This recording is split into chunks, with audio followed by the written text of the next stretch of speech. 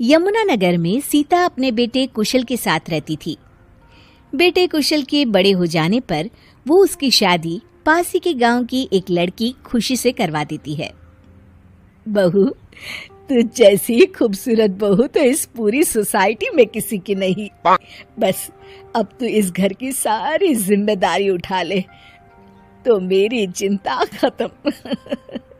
ये ले इस घर की चाबी, अब से ये तेरे हवाले।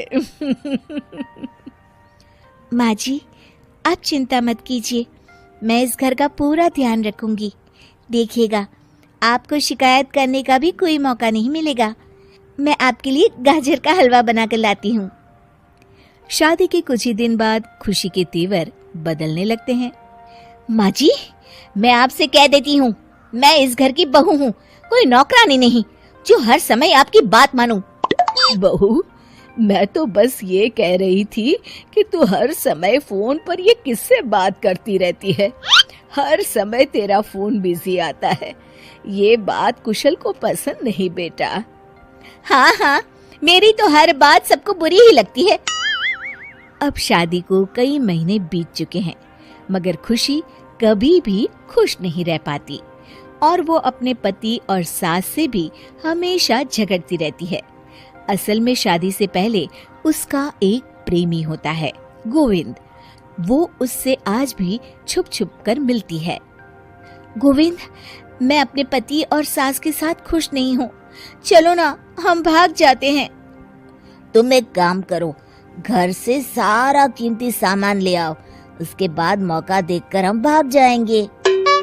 खुशी के पति और सास उसे बहुत प्यार करते हैं, मगर खुशी फिर भी उन्हें धोखा देती है और धीरे धीरे अपने घर से कीमती सामान को चोरी करके गोविंद को देने लगती है।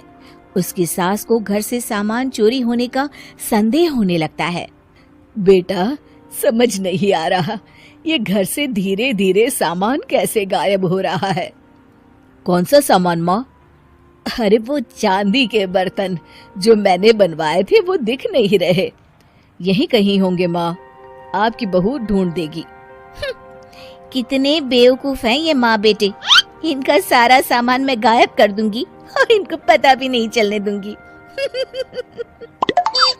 और इस तरह से धीरे धीरे खुशी घर का सारा कीमती सामान चोरी करके गोविंद के पास रखवा देती है और कुछ महीनों बाद उनके पास बहुत कीमती सामान इकट्ठा हो जाता है और दोनों भागने की योजना बनाते हैं।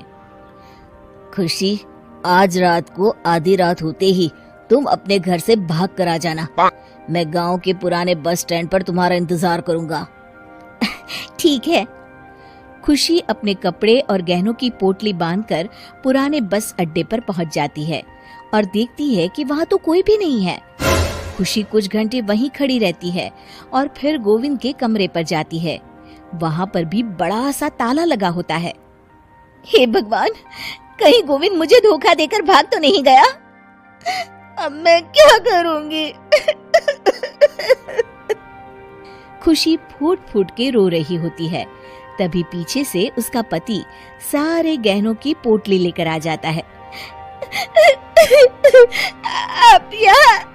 हाँ, मैंने गोविंद को गांव छोड़ने से पहले पकड़ लिया था और ये सारे गहने भी उससे ले लिए।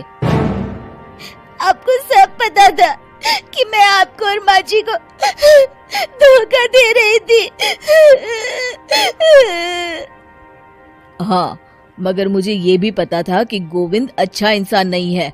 अगर मैं तुमको समझाता तो तुम कभी नहीं समझ पाती, इसलिए मैं चाहता था कि तुम्हारी आंखें खुद खुले। मुझे माफ कर दीजिए। कोई बात नहीं खुशी, मगर हमेशा ये याद रखना कि तुम्हारे अपने कभी भी तुम्हें धोखा नहीं देंगे। माँ और मैं तुम्हें बहुत प्यार करते हैं और हम दोनों चाहते हैं कि खुशी खुशी खुशी हमारे घर रहे, क्योंकि तुम ही तो हमारी खुशी हो। हाँ, मैं आज के बाद आपको और माँ जी को कभी निराश नहीं करूंगी।